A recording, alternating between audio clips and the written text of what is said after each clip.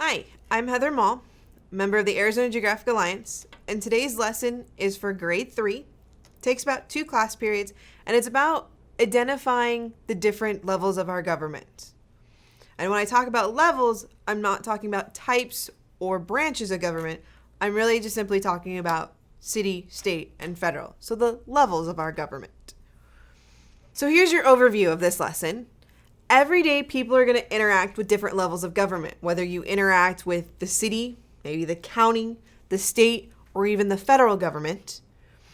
And they need to know how it's beneficial, why I need to work with one entity and not the other. It's going to give them an informed citizenship and have a better understanding of how our government works. The purpose of this lesson? In this lesson, students are going to learn about the 3 main levels. They're also going to learn what duties fall into each. You're not going to go talk to the federal government about your car registration, which doesn't make sense. But these students need to understand. And as I said, this is a 3rd grade level, so it's the little kids, and they get to kind of branch into our government. Materials that you need. One of the first materials you need is this book. It's called What Are the Levels of Government? People, Power, and Processes by Baron Bedsky. I put the ISBN number up there. I've got mine from my local public library. They may have them at your school library. If you can get your hands on a couple of them, go for it. Get the students to maybe have groups, pairs, or you can just have one copy for yourself to use. You're going to need What Are the Levels reading guide. That would be a worksheet that goes with the book as you read along with your students, and it comes with a key as well. You're going to need the burrito book, as we call it, because it's a book, not a burrito, but it looks like a burrito when you're making it, and you'll understand in a little bit. But those instructions are right here with pictures to help your 3rd graders make the book, or if you have people that can make them for the students, you can do that as well. You'll need 2 sheets of blank white paper, just simple printer paper, scissors, and a ruler, and the United States map. Your objectives, the students are going to be able to identify 3 main levels of government. They're going to identify where these levels of government are on a U.S. map, identify the leads of these governments, and even some of the duties overseen by these levels of government. So here's what you do, the procedures. On session 1, you're going to begin the lesson by asking students if they know who is in charge. Who runs the police? Is it the city government, the state government, the federal government? How about the fire department? Who fixes the freeways? How about the U.S. Army or the Navy? Who's in charge of those groups? Finally, the schools. Who's in charge of the school? Why do we have so many different school districts? Is it because of who runs them? Have a small discussion with the class about what they think the different levels are. Then write the terms city government, state government, and national government on the board. This will help them kind of see those over and over. You're going to distribute the U.S. map. You're going to have the students find their state and write its name in it. Then you're going to have them find their city and write that name in. Hopefully for Phoenix or the little cities around Phoenix, they can get close. You're going to then circle the last level of government in the title, the United States. Explain that today they're going to learn about these 3 levels of government, city, state, and the United States.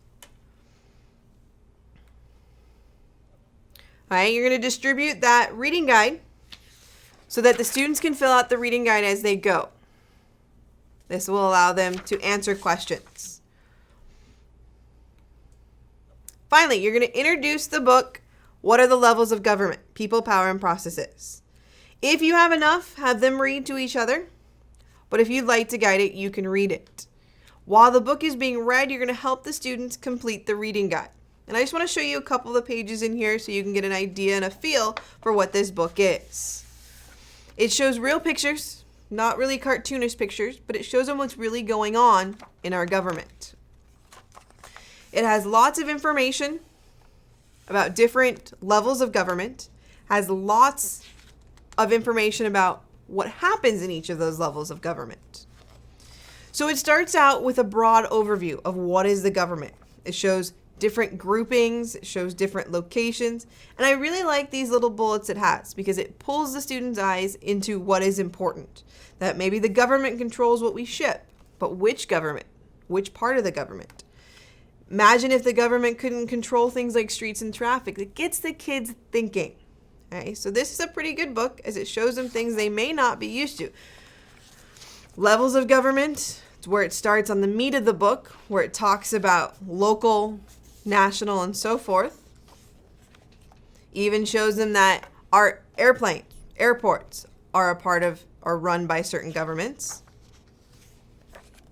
I like this page specifically because, of course, we're all teachers. This allows you to kind of pull them into education. Not only do they see, hey, I'm in elementary school, but my school district is a type of government. And this one shows them. So on the guide, if you see here, I asked them what are the 3 levels of government identified on page 4. And this chart does very well because you're going to identify city, state, national. And as you go down, the questions continue for each of those levels of government. So what are some of the duties for each of these levels of government? They're going to fill in these boxes. And even shows them on the fact box in page 7, it shows how many governments have in each level, which I thought was pretty exciting to read about. And I didn't even know that when I read it. But if you look in this facts box, it says our country has 1 federal government and 50 different state governments. Well, that's a given because we have 50 states. But it also has close to 90,000 smaller local governments. I thought there would be a lot more, but I guess there's only about 90,000 when this book was made. Different cities and different local governments. But this book shows fairly well what the students can learn, and you can read it to them as a class. Notice there's not many words on each page, so you're not sitting there reading them a novel, but it does have things to make them think. Think about trash collection. Who actually runs that? Talks about district governments as well.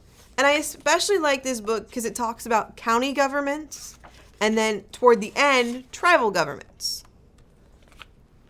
Talks about jobs.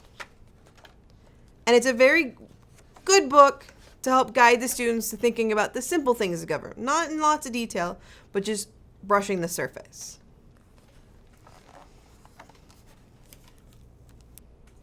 So once you've read the book to the class, have the students turn in the reading guide and the U.S. map for their assessment for the day. End the class by having the students share with a neighbor 2 things that they learned today. Gets them kind of remembering what you read in the book. Now the second day, I usually say, okay, have the students do it because I like seeing them create things.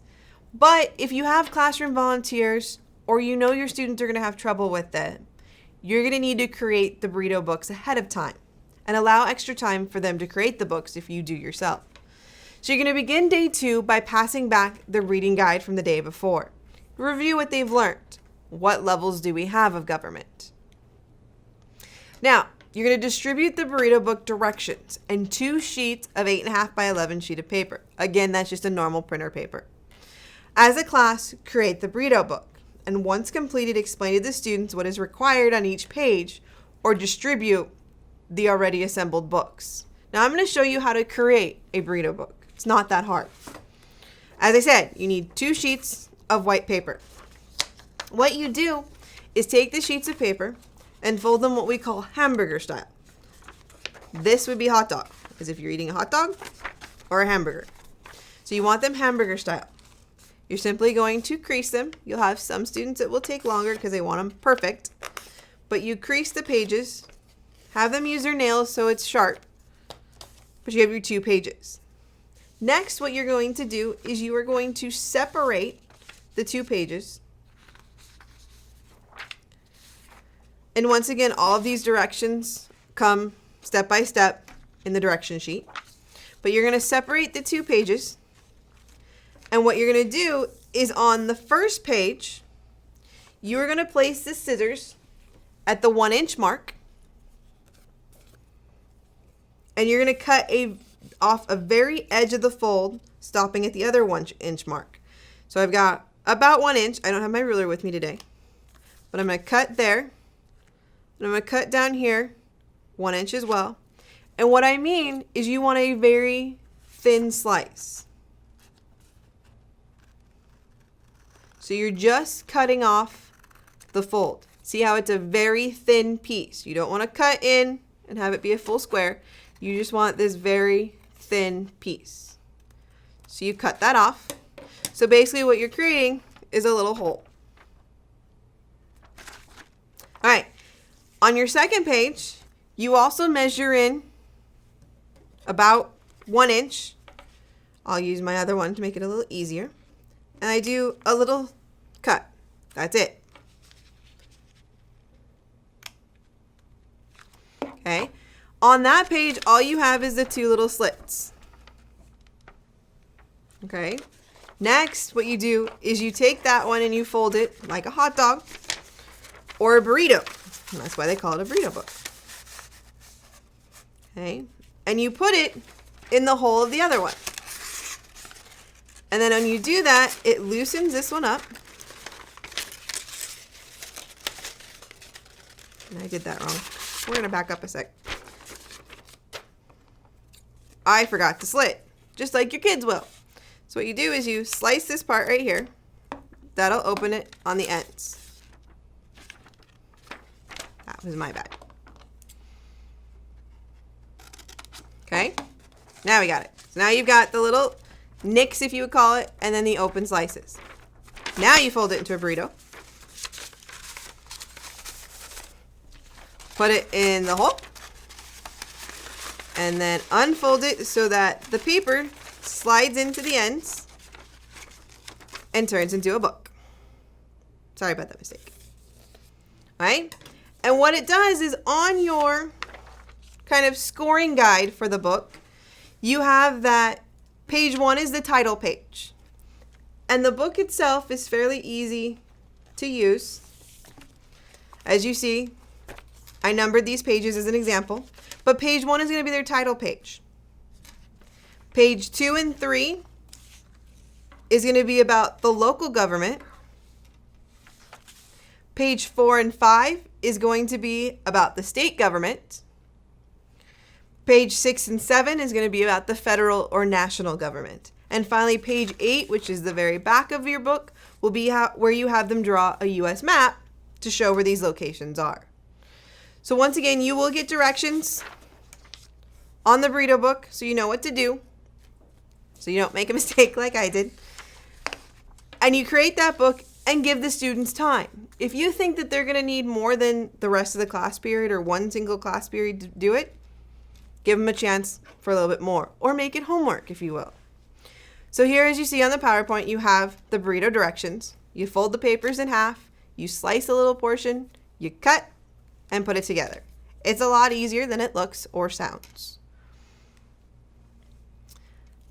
I also have created kind of a check sheet, if you will, for the students and yourself to grade them on, where it shows everything you need to know on those pages. You're going to have a picture, you're going to have a description, what is on each page. The assessment, you have 3 different ways to assess the students. You can assess them in reading, where they're going to have the reading guide scored. Did they grasp the information as you were reading? Social studies would be the U.S. map can be graded for accuracy in locating those different levels and understanding those different levels of government.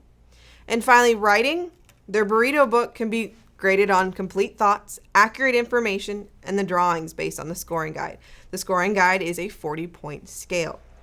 Mastery is going to be considered 80% or higher on all of them.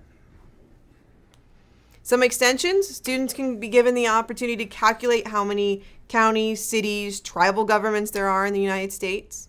They can research more about tribal governments since we live in Arizona. They could be given computer access to explore Google Earth to explore that type of government or what land that government continues over. Or they can learn the actual names for the heads of governments, the president, the governor, the mayor, city council, etc. So the students get an opportunity in this to read a book about levels of government, to create their own book about levels of government, and basically learn what gets run by whom.